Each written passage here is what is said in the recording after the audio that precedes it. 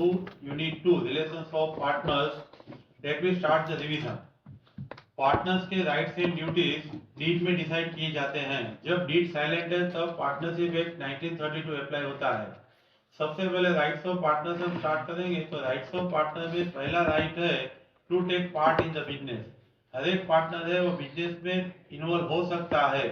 कई बार बिजनेस में एक पार्टनर को अकाउंटिंग, दूसरे को परचेज, तीसरे को सेल, सभी की कंसेंट लेके दिया जा सकता है। अदरवाइज कुछ एग्रीमेंट में नहीं है तो सभी पार्टनर है वो बिजनेस में day to day routine business में भी इन्वॉल्व हो सकते हैं, पार्ट ले सकते हैं। वो आपको सेक्शन 12A में बताया था। उसके बाद सेक्शन है 12B, right to be consulted. कोई भी डिसीजन लेना है, आपका होटल का बिजनेस है, आपको पंजाबी डिश का प्राइस डिटरमाइन करना है तो सभी को पूछ के मेजोरिटी से डिसाइड करना है। फंडामेंटल डिसीजन लेना है, वाटर पार्क स्टार्ट करना है तो उसके लिए आपको सभी की कंसेंट लेना है। वोट आपको दिया हुआ है 12C में। 12B है वो तो ड्यूटीज में आएगा, डिलीजेंटली में आएगा। पहला है to take part 12A, consulted है 12B, एंड बाद में है access, copy, inspect books of account, document, vouchers, evidence, वो आपको दिया हुआ है 12D। और उसके बाद आएगा 12E। यहाँ पे बी मिसिंग है, वो आपको ख्याल रखना पड़ेगा। यहाँ पे बी नहीं दिया है। ए है वो टेक पार्ट इन बिजनेस है, बी है कंसल्ट, सी है वो कंसल्टेड है, डी है वो एक्सेस है। उसके बाद ई आएगा लीगल रिप्रेजेंटेटिव, लीगल हेड है वो उसके एजेंट। कोई भी आपके बुक्स है वो access, inspect, copy, books of accounts, document, evidence, vouchers की ले सकते हैं। यहाँ पे आया 12A, C, D, E। उसके बाद 13A लास्ट में रेम्यूनरेशन दिया हुआ है, 13B पहले दे दिया है, right to share the profit. Partnership में प्रॉफिट शेयर करते हो तो ही आप पार्टनर है, लॉस शेयर करना जरूरी नहीं है। बाद में 13CD कंबाइन दिया है, interest on capital and interest on loan. Capital पे इंटरेस्ट प्रॉफिट है तो ही देना है, डीड में बोला है तो ही देना है। इंटरेस्ट ऑन लोन डीड में बोला है नहीं बोला है, लेकिन 6% ऑलवेज मिनिमम आपको लोन का इंटरेस्ट देना है। 13B है प्रॉफिट, C है इंटरेस्ट ऑन कैपिटल, D है इंटरेस्ट ऑन लोन। उसके बाद 13E है right to be indemnified.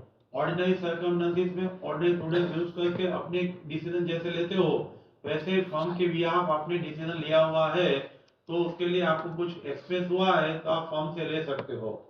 Ordinary situation है, इमरजेंसी है, दोनों सिचुएशन में आपने जो एक्सपेंस किया है वो फर्म से आप ले सकते हो। तो यहाँ पे 13B, C, D and E।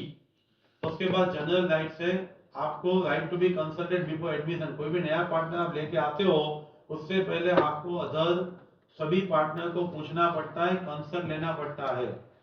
Right to retire, कभी भी आपको लग रहा है कि हम उसके साथ एडजस्ट नहीं हो पाएंगे तो नोटिस देके आप रिटायर्ड हो सकते हैं। राइट टू एक्सक्लूजन हम आगे देखेंगे, not to be expelled, right not to be expelled आगे देखेंगे। डीड में बोला है, मेजॉरिटी बोल रहे हैं तो गुड फेथ में निकाल सकते हैं, otherwise not to be expelled. उसके बाद 13A है राइट टू रेम्यूनरेशन, और लास्ट में आपको डिसोल्यूशन। नोटिस देके आप कभी भी फॉर्म का डिसोल्यूशन मांग सकते हैं। तो यहाँ पे राइट को समराइज करेंगे तो take part in the business, to be consulted, access the book, legal representative, legal head, agent, access the book, right to share the profit, interest on capital, interest on loan, right to identify, admission के time consulted, retirement, expulsion, remuneration and dissolution. Rights के बाद duties है। Duties में आपको first four है वो general duties दिया है। राइट टू आपको ड्यूटीज है, ड्यूटीज के अंदर आपको जो काम करना है वुड फेथ में करना है। वुड फेथ का मतलब क्या होता है, कोई इंफॉर्मेशन छुपा के हमें अपना प्रॉफिट अर्न नहीं करना है, हमें कुछ भी कंसील नहीं करना है, मटेरियल इंफॉर्मेशन छुपाना नहीं है, वो आपका right duty to act good faith. Second है duty to act common greatest advantages, personal profit नहीं अर्न करना है, सभी का साथ में मिला के प्रॉफिट अर्न करना है, इसीलिए आपको काम करना है।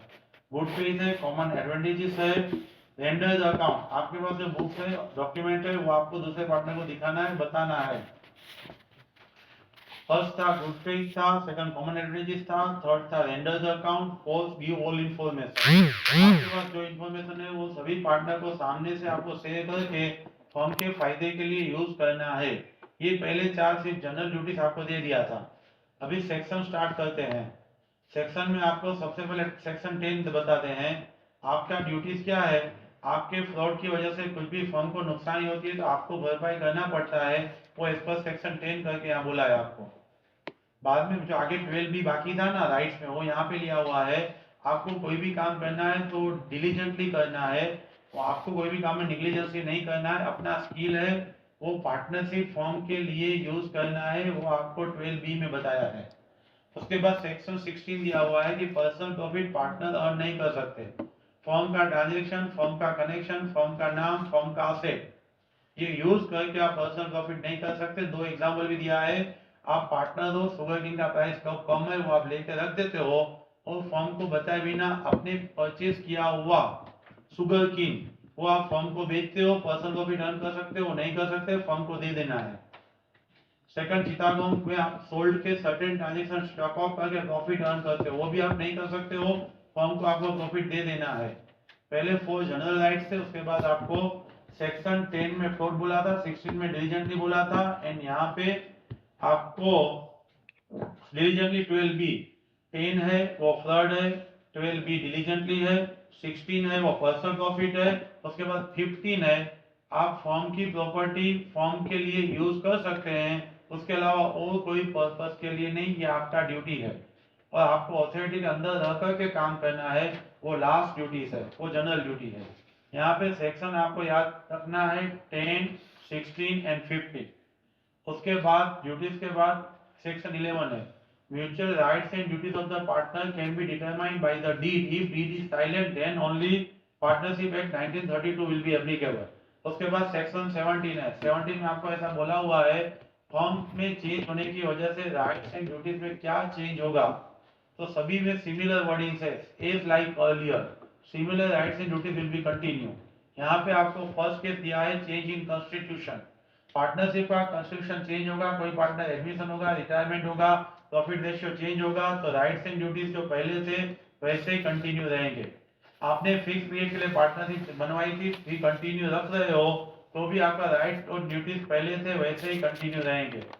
आपने कोई काम कंप्लीट करने के लिए पर्टिकुलर पार्टनरशिप स्टार्ट की थी, वो भी आप कंटिन्यू कर रहे हो, काम खत्म होते भी आप कंटिन्यू कर रहे हो, तो आपके राइट्स ड्यूटीज पहले से थे पहले जैसे ही रहेंगे।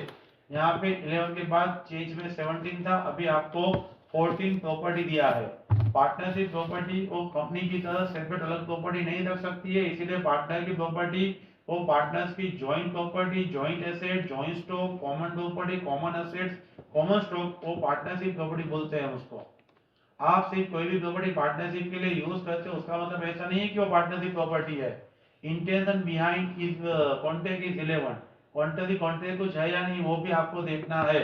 इसीलिए पार्टनरशिप की प्रॉपर्टी में क्या क्या आएगा, सबसे पहले पार्टनर्स जो कैपिटल कंट्रीब्यूशन लेके आते हैं, उसके बाद पार्टनरशिप अपने आप परचेज करती है।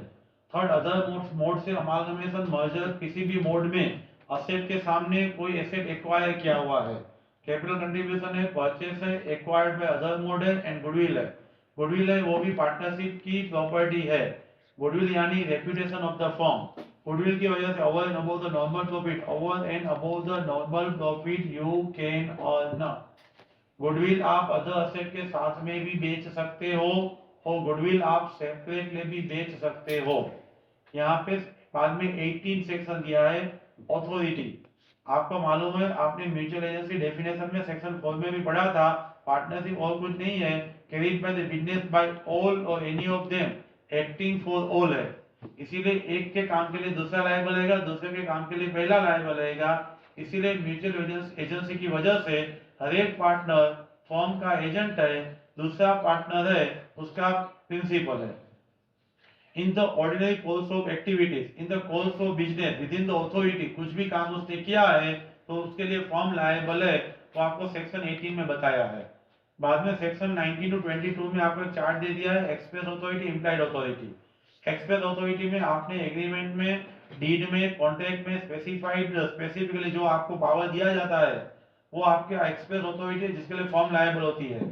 उसके बाद इम्प्लाइड अथॉरिटी है, इम्प्लाइड अथॉरिटी में आपको implication by law, by conduct, words की यूज करने की जरूरत नहीं है, मुझे आपको बोलने की जरूरत नहीं, ये तो पावर आपके पास है ही। मैं ऑलवेज बोल रहा हूँ कि आपको नया मोबाइल लेना होता है तो पापा को पूछना पड़ता है, एक्सप्रेस अथॉरिटी चाहिए। आपको एक कॉक खाना है ब्रेक में, तो उसके लिए इम्प्लाइड अथॉरिटी है, वो आप कर सकते हो। इम्प्लाइड अथॉरिटी कैसे डिसाइड होती है? इम्प्लीकेशन बाय लॉ है, कंडक्ट है, सर्कमस्टेंसेस है। तो उसके 5 पॉइंट दिए हैं। यूजुअल कोर्स ऑफ बिजनेस, आप जो काम करते हैं, आपके स्कोप के अंदर रहकर क्या काम करते हैं, फॉर्म के नाम से काम करते हो, फॉर्म को बाइंड करने के इंटेंशन से आप काम करते हो, और एज ए पार्टनर कैपेसिटी आप काम करते हो, इसी सभी सिचुएशन में आप इम्प्लाइड अथॉरिटी में कवर होगा। उसके बाद कॉमर्शियल एंटरप्राइज का एग्जांपल दिया हुआ है। कोई भी कॉमर्शियल एंटरप्राइज है, वो बाय सेल और लोन लेने के लिए सिक्योरिटी ऑफ द स्टॉक, ऐसा कोई भी काम करेगा तो उसके लिए इम्प्लाइड अथॉरिटी है, सीसीओडी यूज कर सकता है स्टॉक गिरव रख के। सेकंड, नॉर्मल एक्सपेंसेस कर सकता है। And third, negotiable instrument right, draw, endorse, accept कर सकता है। एग्जाम्पल दिया हुआ है, टेक्सटाइल बिजनेस में होलसेल परचेस करना, वो इम्प्लाइड अथॉरिटी में नहीं है। वो आप होलसेल का बिजनेस करते हो, मेंटेनिंग ऑफ द होल्स का, तो उसमें हो सकता है। उसके बाद नेक्स्ट पेज आपको दिया है, उसमें कहीं पे भी सेक्शन नहीं है, सिर्फ आपको इंपॉर्टेंट एक क्वेश्चन दे दिया है, कौन सी चीज इम्प्लाइड अथॉरिटी में नहीं आएगी, यानी exceptions of the implied authority, limitations of the implied authority. उसका मतलब नीचे दी गई चीज के लिए आपको परमिशन लेना पड़ता है। सबसे पहले आपको submit a dispute to the arbitration. आपके पार्टनर के बीच का कोई और बाहर के वाले के बीच का कोई भी डिस्प्यूट है, तो कौन से लेवल पे, कौन सी अथॉरिटी में, आर्बिट्रेशन में कहां पे आपको सबमिट करना है? तो पहली चीज है, आपका डिस्प्यूट आप आर्बिट्रेशन को सबमिट करना चाहते हो, दूसरे पार्टनर को पूछना पड़ता है। Submit a dispute to the arbitration, that is the first. Open a bank account with own name, firm के बिहाफ अपने नाम से आप बैंक अकाउंट ओपन करवाने जा रहे हो।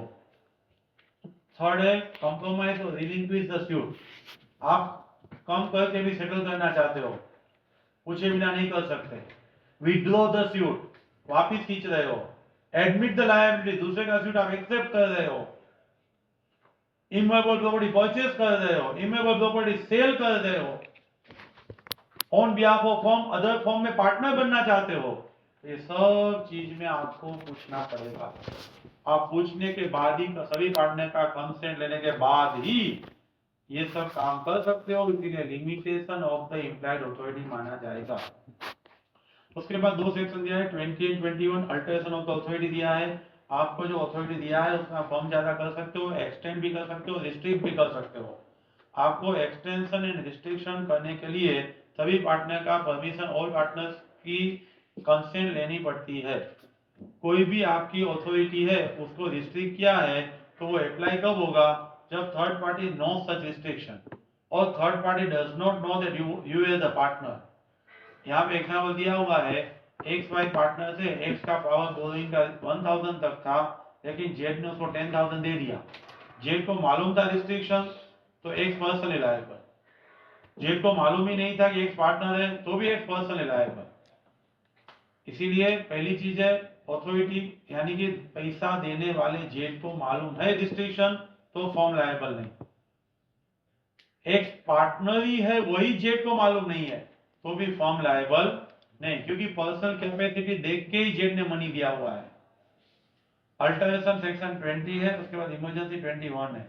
ऑर्डिनरी प्रूडेंस यूज करके ऑन केस की तरह सिमिलर सर्कमस्टेंसेस, बल्क क्वांटिटी, सब जो सिमिलर सिचुएशन है वैसे आपने डिसीजन लिया हुआ है, प्रोटेक्ट टू द फॉर्म दिया हुआ है, तो उसके लिए फॉर्म लायबल है। सेक्शन 21 है इमरजेंसी। बाद में 23 है, पार्टनर ने कुछ भी अपना रिप्रेजेंट किया है, एडमिट किया है, इंफॉर्मेशन दिया है, उसके लिए फॉर्म लायबल है। यामा वाला एग्जांपल है, पेपर लेने आया था तो यामा का मांगा था, हमने हीरो वाला दे दिया, उसको लॉस हुआ, फॉर्म लायबल है। 23 के बाद 24 है, कोई भी चीज है, कोई भी इंफॉर्मेशन है, कोई भी नोटिस है, हमने एक्टिव पार्टनर को दे दिया, उसका मतलब हमने फॉर्म को दे दिया, लेकिन ये एक्टिव पार्टनर फ्रॉड में इन्वॉल्व नहीं होना चाहिए। एक्टिव पार्टनर फ्रॉड में इन्वॉल्व है तो notice to active partner not treated as a notice to the firm. Active partner fraud में इन्वॉल्व नहीं है तो एक्टिव पार्टनर को नोटिस दिया, उसका मतलब हमने फर्म को नोटिस दे दिया है। ये हमारा था सेक्शन 24। बाद में 25, 26, 27 सेक्शन है, जिसके अंदर आपको बोला हुआ है थर्ड पार्टी के लिए फर्म और पार्टनर कौन लायबल रहेगा, लायबिलिटी ऑफ द फर्म और partner against the third party. उसमें आपको 25 दिया हुआ है कॉन्टेक्चुअल लायबिलिटी। जो कॉन्ट्रैक्चुअल लायबिलिटी है उसके लिए तो आपको जो बोला था वही काम कर रहे हो, कॉन्ट्रैक्ट के अंदर रहकर ही काम कर रहे हो, सही तरीके से काम कर रहे हो, तो उसके लिए तो फर्म लायबल होगी। 26 में रॉन्गफुल एक्ट है, अथॉरिटी में जो काम किया था वो आप रॉन्गफुली कर रहे हो तो भी फर्म लायबल होगी। अथॉरिटी में काम नहीं था लेकिन फर्म ने रेटिफाई कर दिया है तो फर्म लायबल है। अथॉरिटी में भी नहीं है और रेटिफाई भी नहीं किया है तो फर्म लायबल नहीं है, पार्टनर पर्सनली लायबल है। बाद में मिस एप्लीकेशन का कंसेप्ट है। आप मनी और प्रॉपर्टी अपने डेटर्स के पास से लेके आए और फर्म में डिपॉजिट नहीं करवाया तो वेदर फर्म फिर से आपके डेटर के पास मनी मांग पाएगा। मिस एप्लीकेशन फर्म दो सिचुएशन है, जो पार्टनर आज पैसा मांगने गया था उसकी अथॉरिटी में है, यानी first situation with in the apparent authority, apparent authority में आपने काम किया है।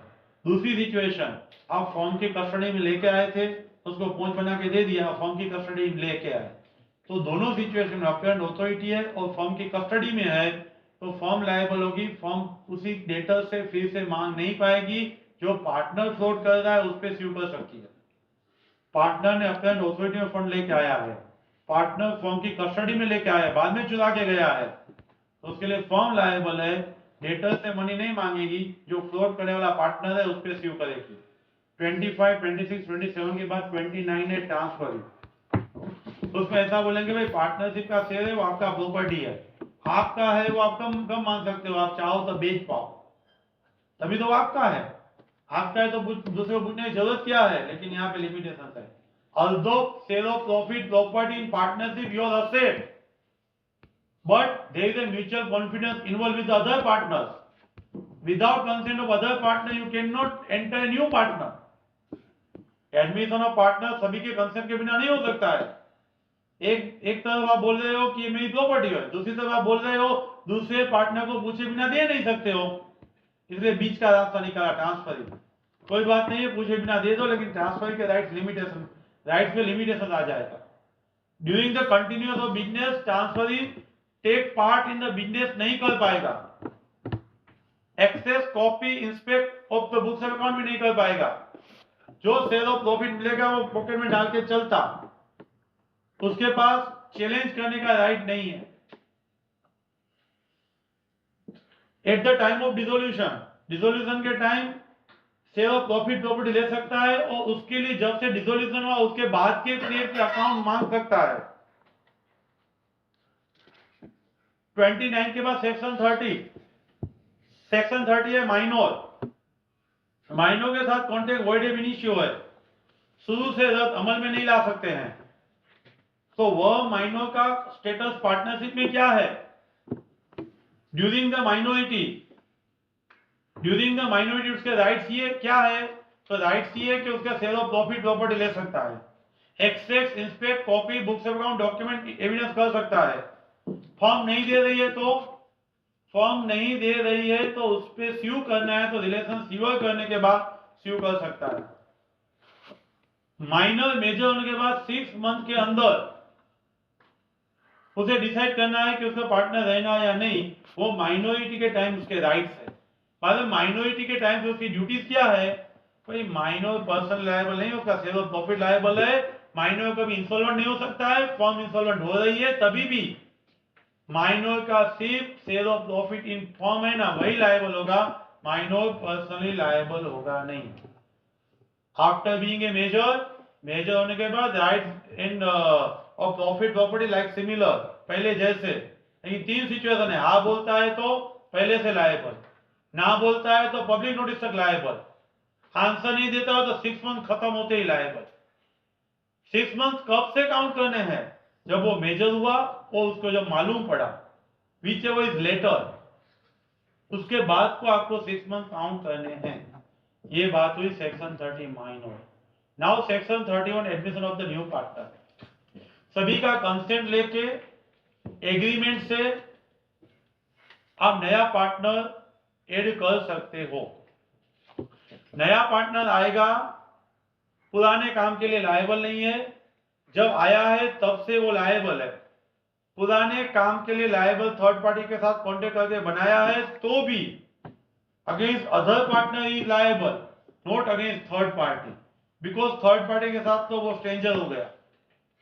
पार्टनर के बीच का कॉन्ट्रैक्ट है, आज मैं एडमिशन नया पार्टनर बना हूं, कल के लिए कोई भी लायबिलिटी अराइज हुई है तो मैं आउटसाइडर के लिए नहीं, एग्रीमेंट किया है तो अदर पार्टनर के लिए लायबल, लेकिन एग्रीमेंट नहीं किया है तो पहले के काम के लिए लायबल नहीं हूं, आज के जो काम है उसके बाद के काम के लिए लायबल हूं। रिटायरमेंट 32, रिटायरमेंट में भी आप नोटिस देके कभी भी रिटायर्ड हो सकते हो। रिटायरमेंट होने के बाद के काम के लिए लायबल नहीं, पहले के काम के लिए लायबल, लेकिन एग्रीमेंट किया है, थर्ड पार्टी एग्री है तो पहले के लिए भी लायबल नहीं, ऐसा हो सकता है। एक्सपल्सन 33, एक्सपल्सन डीड में एग्रीमेंट में कॉन्ट्रैक्ट में बोला है तो मेजॉरिटी एग्री होते हैं तो गुड फेथ में निकाल सकते हैं।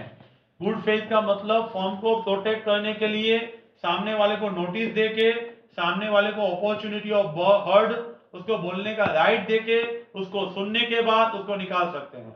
स्पाउस वाला एग्जांपल है, एबीसी है, एबी दोनों के स्पाउस है, वो क्लब में फाइटिंग करते हैं, और ए है वो सी के साथ मिलके बी को निकालता है। यहाँ पर्सनल इश्यू है, बी को निकाल नहीं सकते, निकाला है वो वैलिड नहीं है। उसके बाद 36, 37 राइट्स ऑफ आउटगोइंग पार्टनर, जो पार्टनर रिटायर्ड हो रहा है उसके राइट्स क्या है, कॉम्पिटिंग बिजनेस कर सकता है, लेकिन पुरानी फर्म को कस्टमर को सोलिसिट नहीं, रिप्रेजेंट नहीं, और पुरानी फर्म का नाम नहीं यूज कर सकता है। लेकिन एग्रीमेंट में है तो उसके अलावा एग्रीमेंट फॉलो करना है, नहीं है तो ये फॉलो करना है। 36 के बाद 37 में आज कोई पार्टनर रिटायर्ड हुआ, उसके अकाउंट इमीडिएट सेटल नहीं कर रहे हैं तो उसको ऑप्शन दिया जाता है, उसके आउटस्टैंडिंग बैलेंस का 6% और share of profit whichever is higher option will be given to retiring partner। 37 के बाद अगेन 34 इंसॉल्वेंसी, जब से कोर्ट में डिक्लेयर होता है ना adjudicated in the court as insolvent, उसी दिन से cease to be a partner। Afterward he is not liable for the firm is not liable for him। Insolvency। Now 35 death of partner में similar rule, जब से death हुआ तब से नहीं लायबल, उसके बाद उसके लिए फॉर्म नहीं, फॉर्म के लिए ये नहीं, कुछ डीड में नहीं बोला है तो डेथ एंड इंसॉल्वेंसी की वजह से डिसोल्यूशन हो जाता है। डीड में बोला है कि बाद में 2 पार्टनर बचेंगे तो हम कंटिन्यू करेंगे तो आप कंटिन्यू कर सकते हैं। And last revocation of continuing guarantee section 38। Revocation of continuing guarantee section 38 में आपने ऐसा बोला था कि एक्स को फ्रॉम टू फ्रॉम और बाय, ऐसे वर्ड्स है, फॉर्म में किसी को गारंटी दिया है और किसी ने फॉर्म को गारंटी दिया है, लेकिन फॉर्म में कुछ एडमिशन हुआ, रिटायरमेंट हुआ, चेंज इन कॉन्स्टिट्यूशन हुआ, आपने नया एग्रीमेंट नहीं किया तो पुरानी गारंटी है वो रिवोक हो जाएगी। एबीसी 3 पार्टनर थे, किसी ने आउटसाइडर का गारंटी बैंक में दिया हुआ था, अभी ये रिटायर्ड हो गया, बीसी बचे तो गारंटी रिवोक हो गई है। आज के बाद के ट्रांजेक्शन के लिए रिवोक है, चेंज हुआ है तो बीसी को नया गारंटी देना है तो ही वैलिड रहेगा। वाइस वर्सा सिचुएशन भी हो सकती है, एबीसी की गारंटी है वो जेड ने दिया था, सी निकल गया तो जेड की गारंटी रिवोक, एबी के लिए देना है तो नई गारंटी दे सकते हैं। Thank you very much.